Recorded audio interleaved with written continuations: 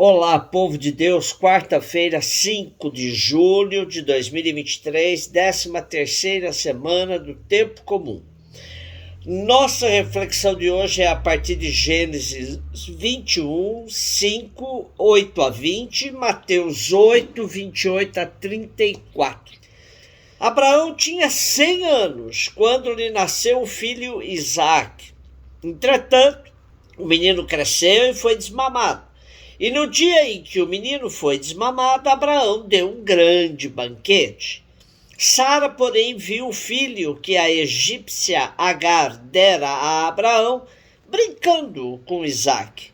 E disse a Abraão: manda embora essa escrava e seu filho, pois o filho de uma escrava não pode ser herdeiro com o meu filho Isaque.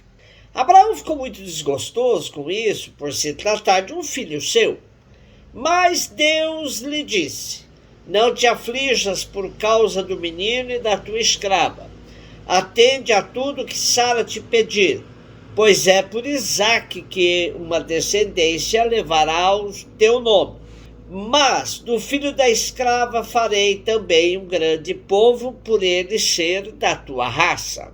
Abraão levantou-se de manhã, tomou o pão e um odre de água e os deu a Agar, colocando-os nos ombros dela. Depois entregou-lhe o menino e despediu-a. Ela foi-se embora e andou vagueando pelo deserto de Bersabeia. Tendo acabado a água do odre, largou o menino debaixo de um arbusto e foi sentar-se em frente dele, à distância de um tiro de arco. Pois dizia consigo: não quero ver o menino morrer. Assim ficou sentada de frente ao menino e pôs-se a gritar e a chorar. Deus ouviu o grito do menino e o anjo de Deus chamou do céu a Agar, dizendo: que tens, Agar? Não tenhas medo, pois Deus ouviu a voz do menino, do lugar em que está. Levanta-te, toma o menino, segura-o bem pela mão, porque farei dele um grande povo. Deus abriu-lhe os olhos e ela viu um poço de água. Foi então encher o odre e deu de beber ao menino. Deus estava com o menino, que cresceu e habitou no deserto, tornando-se um jovem arqueiro. Como já afirmei, Gênesis deve ser lido na perspectiva de perícopes autônomas, e não como se fosse uma grande narrativa. Nosso trecho de hoje é outra versão do que já apareceu anteriormente em Gênesis 16. Uma vez mais se insiste no cumprimento da promessa de Deus a Abraão de que ele seria pai de uma grande descendência. Vida longa na Bíblia é sinônimo de vida abençoada por Deus, reservada apenas àqueles que tiveram a felicidade de completar todos os ciclos da vida. Abraão foi abençoado por Deus e seu filho Isaque nasceu quando ele tinha 100 anos. Hoje temos os dois filhos de Abraão, o primogênito Ismael, filho da escrava Agar, e Isaque, filho de sua esposa Sara. Nosso texto de hoje passa-nos a impressão de que os dois meninos estavam mais ou menos com a mesma idade. Estão brincando e, portanto, são crianças como quaisquer outras, que brincam, brigam, voltam a brincar. Porém, Sara, movida por outros interesses, os da herança, instiga Abraão que expulse Agar e seu filho Ismael de casa. Claro que não ficaria bem passar para a história a figura de um patriarca insensível e cruel. Por isso aparece essa intervenção de Deus, concordando com Sara e aliviando a consciência de Abraão na expulsão de Agar e de seu filho Ismael. Agar e Ismael serão protegidos por Deus, que também lhe faz uma promessa de grande descendência por meio de Ismael.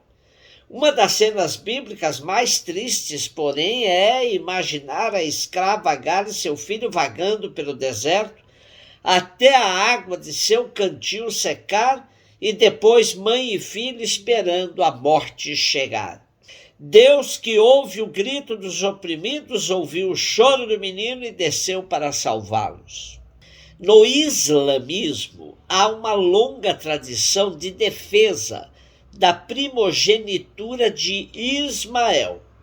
No Alcorão, a famosa história da imolação do filho de Abraão é associada ao filho Ismael e não Isaque, como é sustentado nas tradições judaica e cristã.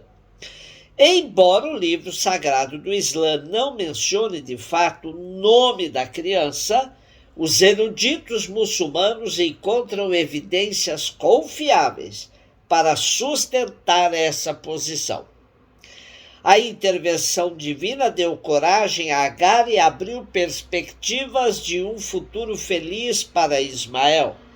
Assim se vão delineando os destinos de dois povos irmãos, os ismaelitas e os israelitas, ainda hoje unidos por um destino de hostilidades e partilhas. Mateus 8, 28 a 34.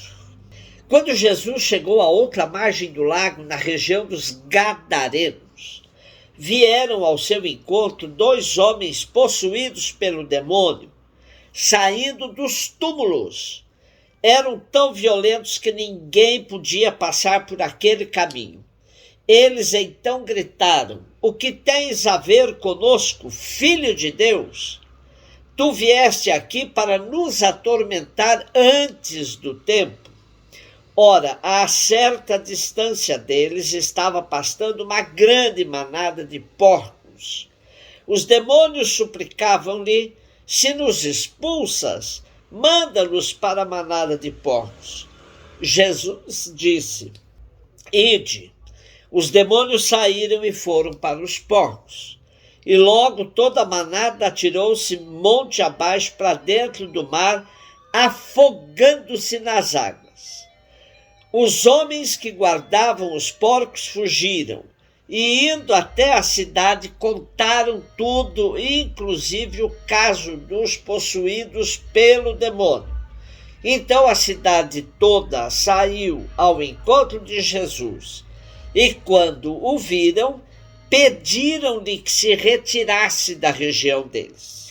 Gadara era uma cidade da Transjordânia, a 10 quilômetros ao sudoeste do Mar da Galileia, na Palestina. Essa região era conhecida também como Decápolis, a região das 10 cidades além do Jordão. Segundo a concepção da época, o mundo dos espíritos maus se associa com o contaminado que mancha. Também o território pagão com o enfermo que contagia, com o mundo infernal que devora. O relato dos endemoninhados e os porcos está presente nos 3 evangelhos, com alguns acentos diferentes. Porém, nos 3 relatos, o endemoninhado vive entre os túmulos e reconhece em Jesus o Filho de Deus. Tiago, em sua carta, já havia afirmado que também os demônios creem e tremem de medo.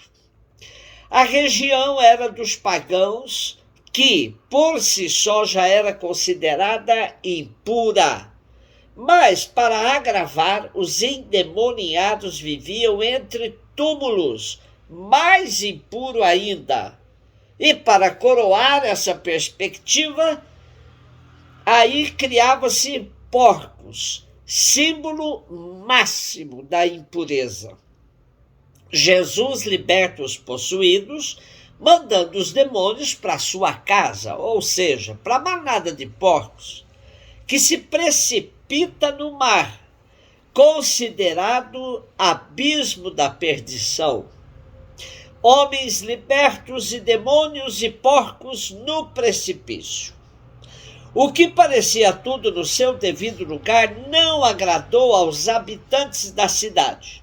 Está bem libertar de demônios 2 homens e de pavores a população, mas negócio é negócio. Eles preferiam viver na impureza e no susto com a presença dos demônios, desde que seu negócio com os porcos fosse preservado.